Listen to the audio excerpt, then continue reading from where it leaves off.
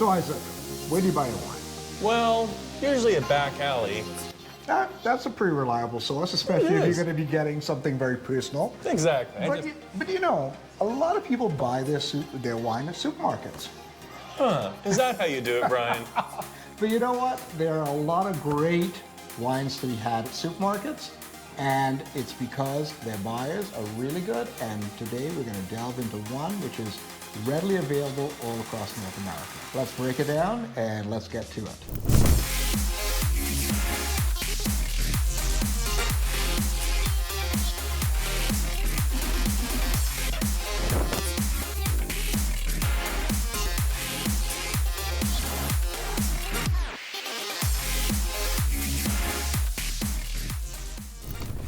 Greetings everybody, and welcome to Brian's Table. I'm Brian Singh, and I'm Isaac Bignell from Say Cheese.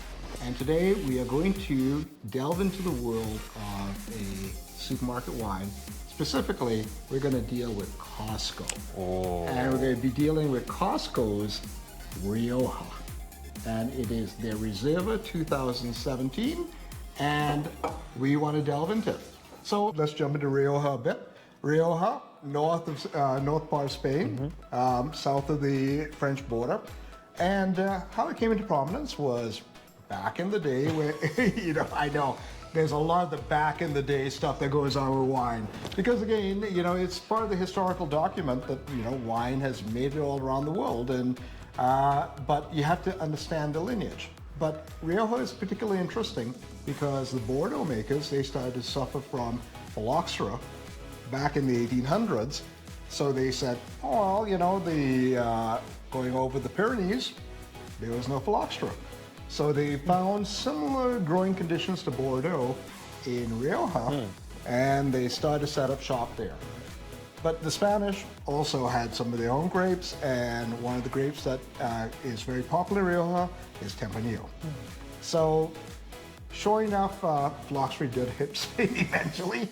Yeah, it's hard to get away from that stuff. It's all like a pandemic. And sorry. I was going to say, you can't, we're recording this in 2019.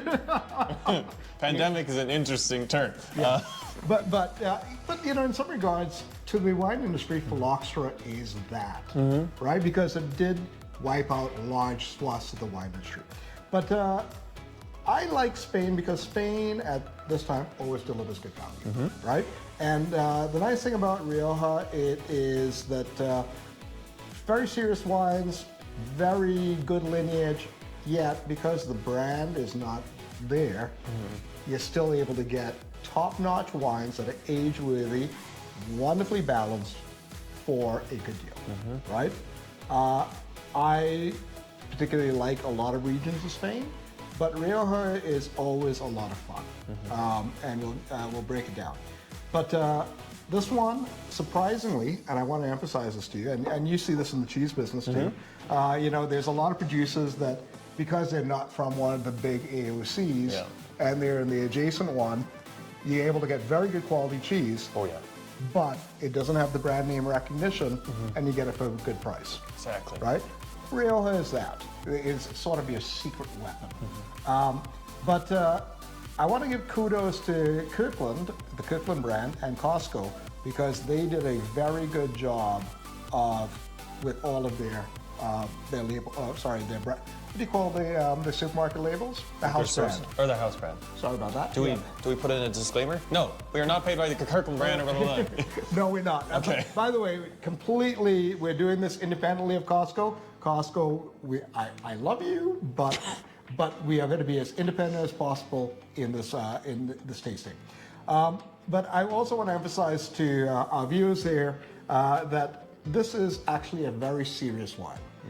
It follows all of the laws of Spain, and as you can see here, it's got the geographic marker on it, the DOC.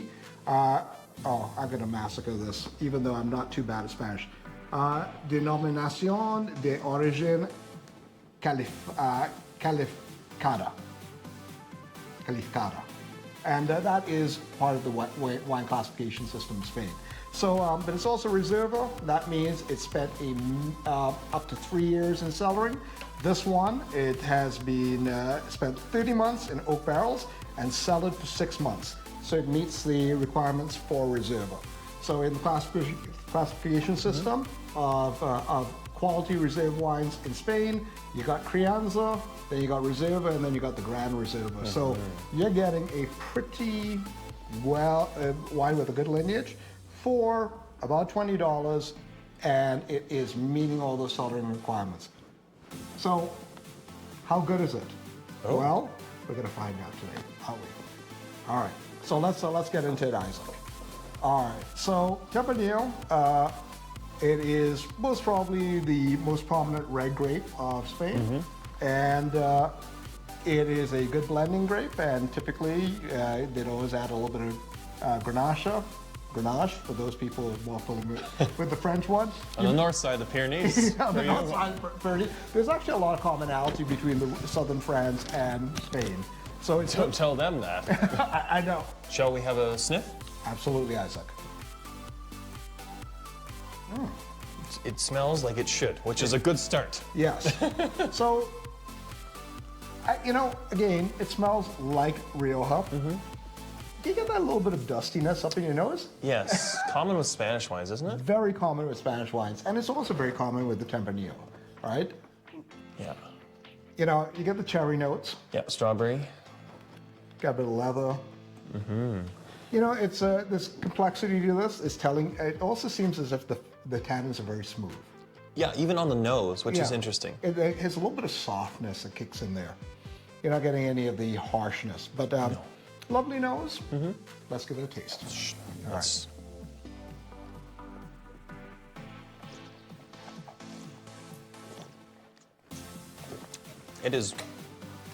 It is what it promised to be.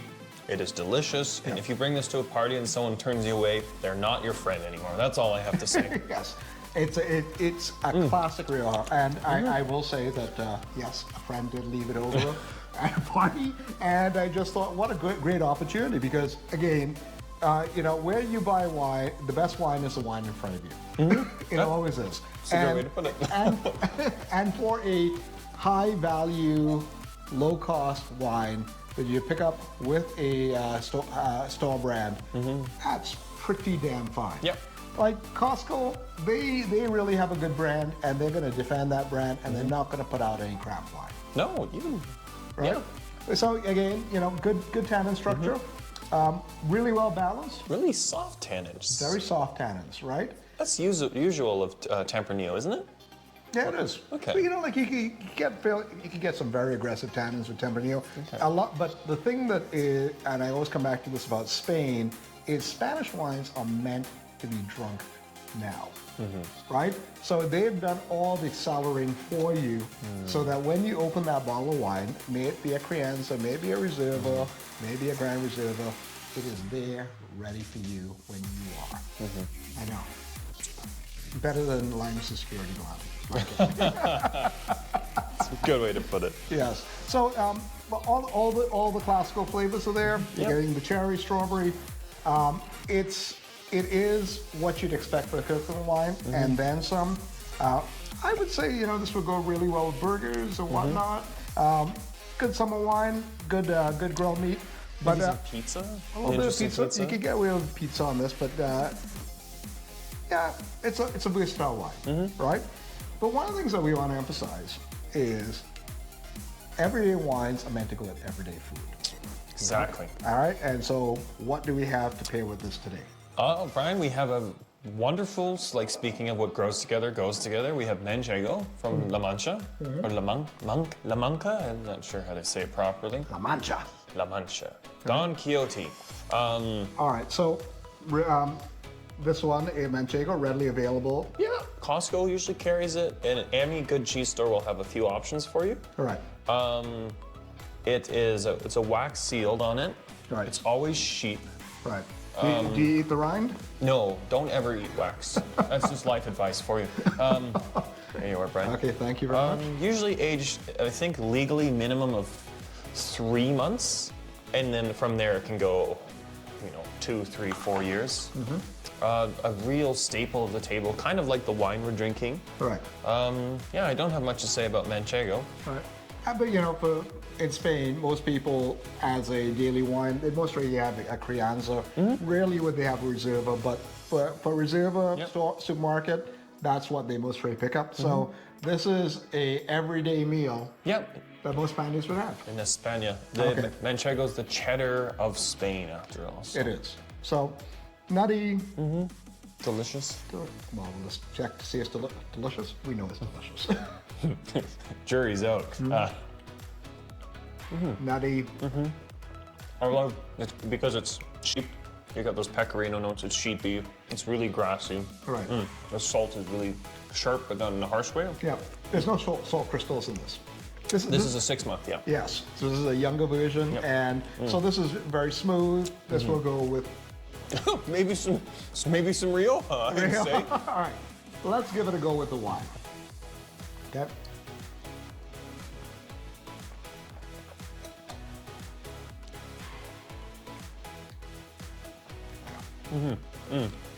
Classic beer.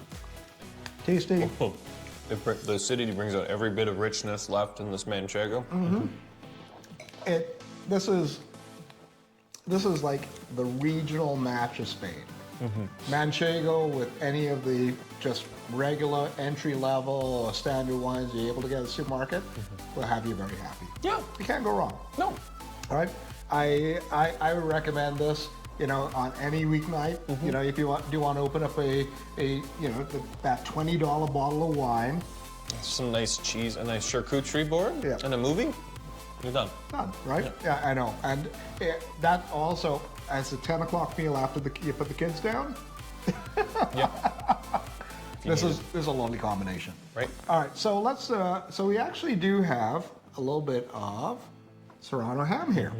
And in previous videos, we always saying, "Oh yeah, that'll go really well." Yeah. So let's give this a go. Serrano ham.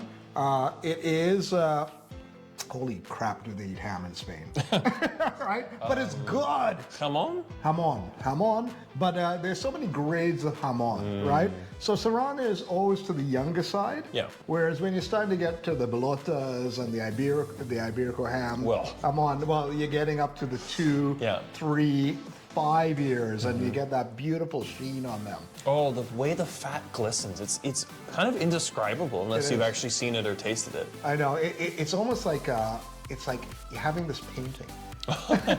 You know, like this canvas, and it's like you put it in your mouth, and it has this almost leathery feel to start, but you put that on your palate, melts. It's rocks.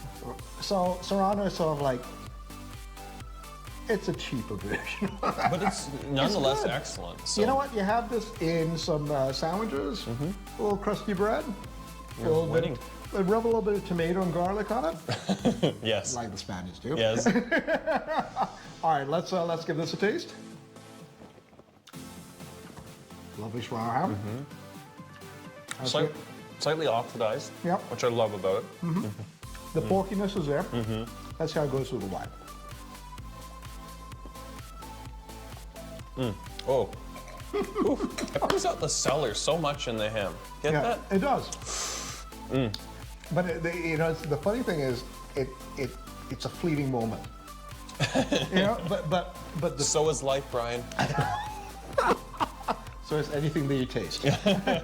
But the hamminess keeps going. Yeah, it's now that's on the palate. Yes, it's like this cascade of lovely hamminess. Actually, I'm gonna have a little bite of cheese.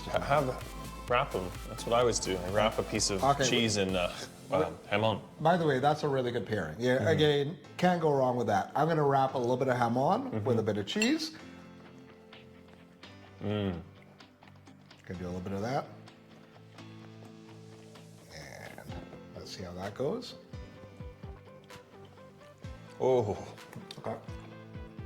Very nice scallop. I had some with the wine already. I beat you to it, sorry. Okay. Oh. The richness of the Manchego, the salty, earthy Serrano, and the wine, the Rioja. Did you notice that the wine, when you had the two together, got juicier? Oh, yeah, totally. Like this wine is on song when you get the combination going. Always, something like this is a really easy way to impress guests. It's the same as serving like a Parmesan, a Lambrusco, and a prosciutto together. They just have, it's just the trifecta for you, and it's super easy and accessible. Absolutely, and you can almost piece this together at any liquor store and wine store. Liquor and supermarket anywhere in North America. And as it is, Kirkland brand, good work. You know, not necessarily as great on its own, but with food, and specifically Spanish food, very good. Very, very good. So, all right, so let's kind of play the game. Where does this wine put you? Oh, I see. Well, at first I was thinking in a Costco aisle shopping for detergent, but with, not at all, actually. No, it just, with the pairing, I would say in a dark little Spanish restaurant at 9 p.m. having tapas. Yeah. Like it's a little dusty, it's still very lively. Yeah. There's lots of people out having a nice time. Right. It's just fun. It's fun. That's what it is. It's fun. You know where this puts me? Okay, so, all right, if in a straight context, all right, if you have a couple, they put their kids to bed, and another couple drops by. It's legal for gay people to adopt now, Brian. Yes, I know. But if the gays were going to adopt and do this after they put the kids down, they may be having a different wine. Okay. Right? But again, you know, saving money because you got kids. This is a very good choice for that. But the other place I will like to kind of put myself on this one is actually cottage country. Oh, okay. I would, you know, like you go up to the cabin in the mountains, or you're in the cottage country in the lakes, and you just want to be able to have a little gathering and throw together. No fuss, no muss. It's like, let's unwrap the cheese, let's unwrap the ham, and let's just pull out what we picked up at the Costco on the way, because again, Costco's got a great liquor section. You know what? This is a pairing of love and friendliness. Of love and friendliness. You know, it doesn't need to be expensive because it's just meaning, the meaning is that you want to serve this to get people together and enjoy the food together. And that's the most important part of it anyways. Absolutely. So. Okay, Isaac. That was a good one. It was. Cheers. Cheers, guys. And, you know, thanks again for watching. We really appreciate you out there, and thank you very much for your support. We really appreciate it. And if you like what you're seeing, please hit the like button and subscribe. And don't forget to keep going out there. Taste the world. Cheers.